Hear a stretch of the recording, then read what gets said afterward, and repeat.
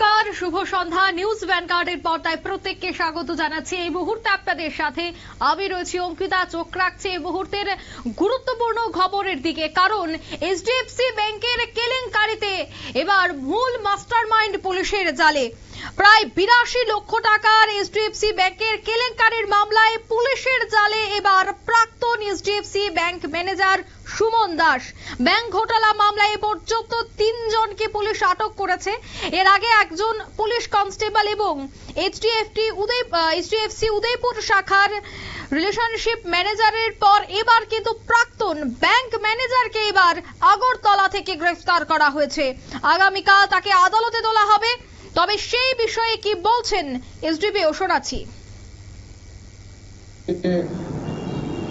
HDFC ব্যাংকের যে কেসগুলো রয়েছে, ওই কেসের মধ্যে একটি কেস আছে যার কেস নাম্বার 21/2025, যার কমপ্লেন্ট সুনীল দত্ত সেন। ওই কেস কানেকশনে গত রাত্রে ওনার বাড়ি থেকে অ্যারেস্ট করা হয়েছে এবং আজকে কোর্টে ওনাকে ফরওয়ার্ড করা হয়েছে।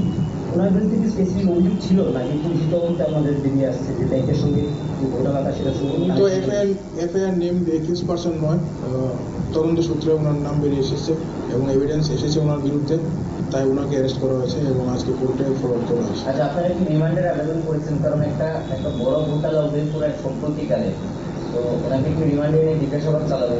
হ্যাঁ, আমরা মাননীয় আদালতের কাছে রিমান্ডের জন্য প্রেয়ার করেছি এবং ওনাকে যদি রিমান্ড মঞ্জুর হয়, রিমান্ডে এনে আমরা ওনাকে জিজ্ঞাসাবাদ চালাবো এবং বাকি যা তথ্য আছে সেটা ওনার থেকে আমরা বের করার চেষ্টা করব। টোটাল আজকে ঘটনার অ্যামাউন্টটা কি আগের মধ্যে 82 লক্ষ টাকা আছে না বেড়েছে? এর মধ্যে না, ওটার মধ্যে রয়েছে। মূল কতজন এখন অব্দি আটক করেছেন আপনারা, গ্রেপ্তার করেছেন এই মামলায়? সুমন দাসকে নিয়ে মোট 3 জন অ্যারেস্ট হয়েছে। 2 জন এখন যে জুডিশিয়াল কাস্টডিতে রয়েছেন এবং ওনাকে গতকালকে রাত্রে একটা প্রশ্ন বারবার উঠছে, বর্তমান যে ম্যানেজার আজকে যাকে গ্রেপ্তার করেছেন উনি একটা সময় ম্যানেজার ছিলেন এই ব্যাংকের। বর্তমান যে ম্যানেজার রয়েছে ওনার সময় মানে টাকা ট্রানজাকশন হয়েছে বিভিন্ন অ্যাকাউন্টে, ওই বিষয়টাকে ঢুকিয়ে দিচ্ছেন আপনারা? আমরা সব বিষয় দেখছি, কত পারপাস অফ ইনভেস্টিগেশন নাকি ওনার সাবজেক্ট ইনভেস্টিগেশন থেকে ডিসকাস করছে। যে যাদের টাকা গুলিয়ে গেছে, যাদের মানে প্রতারিত হয়েছেন, তাদের কি অর্থ ফিরিয়ে দেওয়ার ব্যাপার নিয়ে কোনো আপনাদের মাধ্যমে যেহেতু পুলিশের কোনো যুক্ত রয়েছে এটার সঙ্গে, কোনো আপডেট কি রয়েছে যে টাকা কোনো ফিরিয়ে দেওয়া হচ্ছে বা কোনো প্রসেস চলছে আপনাদের কাছে কোনো খবর রয়েছে? আপনারা শুনলেন এসডিপিও নির্মাণ দাসের বক্তব্য। আমি সে বিষয়ে আরো বিস্তারিত জানবো। এই মুহূর্তে টেলিফোন লাইনে যুক্ত হয়ে গেছে উদয়পুর থেকে সোমেন। সোমেন, তুমি কথা বলছিলে এসডিপিওর সাথে এবং বিস্তারিত জানলে। এই যে এইচডিএফসি ব্যাংকে বড় ঘোটালা আছে, এখানে বড় বড় মাথারা কাজ করেছে, প্রাক্তন ব্যাংক ম্যানেজার থেকে শুরু করে পুলিশ কর্মীরাও যুক্ত ছিল। এই গোটা ঘোটালায় কি আরো বেশ কয়েকজনের নাম জড়িত রয়েছে, কি জানতে পারছো? হ্যাঁ দেখো অঙ্কিতা, এই বলতে পারো সারা রাজ্যের জন্য এটা একটা এইচডিএফসি যে ব্যাংক 82 লক্ষ টাকা ঘোটালা, এবং এটা একটা মানে এই যাবৎকালের বড় ধরনের ব্যাংক ঘোটালা তুমি বলতে পারো। এবং ইতিমধ্যেই আমরা ভ্যানগার্ডে প্রতিনিয়তই কাভারেজ করেছি, বিষয়টি লক্ষ্য রেখেছি। তো আজকের যে বিষয়টি আমরা বলবো, এসডিপিও নির্মাণ দাস, ওনার সঙ্গে যখন কথা বলেছি তিনি আমাদেরকে জানিয়েছেন যে গতকালকে রাত্রিবেলা বাজারঘাট থেকে প্রাক্তন যিনি ভূতপূর্ব যিনি মানে ব্রাঞ্চ ম্যানেজার ছিলেন, শাখা প্রবন্ধক ছিলেন সুমন দাস, উনাকে গতকাল রাতে আটক করা হয়েছে, গ্রেপ্তার করা হয়েছে এবং উনাকে উদয়পুর আরকিপুর পিএস উনাকে আনা হয়েছে। এবং আনার পর এসডিপিও তিনি জানিয়েছেন যে এই পর্যন্ত 3 জন পুলিশের জালে এসেছে। ইতিমধ্যে তোমরা জানো যে প্রথমেই একজন পুলিশ কনস্টেবল এবং এর আগে এই এইচডিএফসি শাখার উদয়পুর শাখার তোমার রিলেশনশিপ ম্যানেজার অভিষেক সরকার, তারা দুজনেই কিন্তু বিচারাধীন রয়েছেন।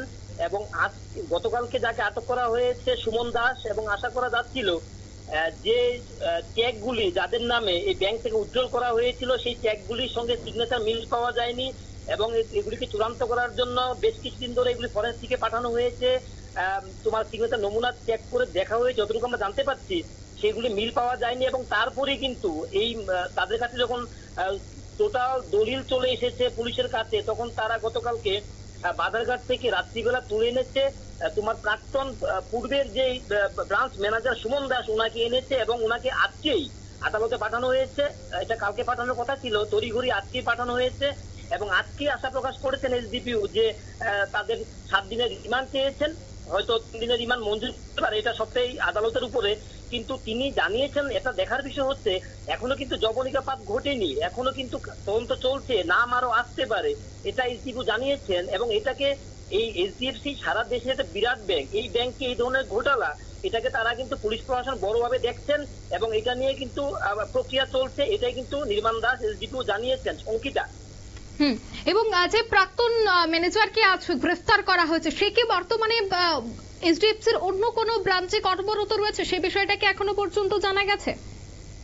তিনি প্রাক্তন ছিলেন এবং তিনি অন্য একটি জায়গায় কাজ করছেন। এই বিষয়টি আমরা আজকে এখান থেকে এটা উল্লেখ করতে চাইছি না, তবে উনি যেহেতু বিচারাধীন রয়েছেন, আশা করা যাচ্ছে যে আরো কিছু নাম বেরিয়ে আসবে, কারণ সিগনেটারি যে অথরিটি ছিলেন যাদের সময় এটা ঘোটালা হয়েছে, রিলেশনশিপ আগেই বলেছিলেন ম্যানেজার অভিষেক সরকার যে আমি যে পোস্টে চাকরি করছি আমার একার পক্ষে এই কাজটা করা সম্ভব না। তখন থেকে আমরা বারবার বলে আসছিলাম ভ্যানগার্ড থেকে যে এই ঘটনার সঙ্গে শুধু অভিষেক সরকার না, আধিকারিক আরো যুক্ত রয়েছেন এবং তাদেরকে জিজ্ঞাসাবাদ করলে গোটা বিষয়টি ক্লিয়ার হয়ে আসবে। এবং পুলিশ এতদিন জিজ্ঞাসাবাদ করেনি কারণ তাদের কাছে পর্যাপ্ত দলিল ছিল না।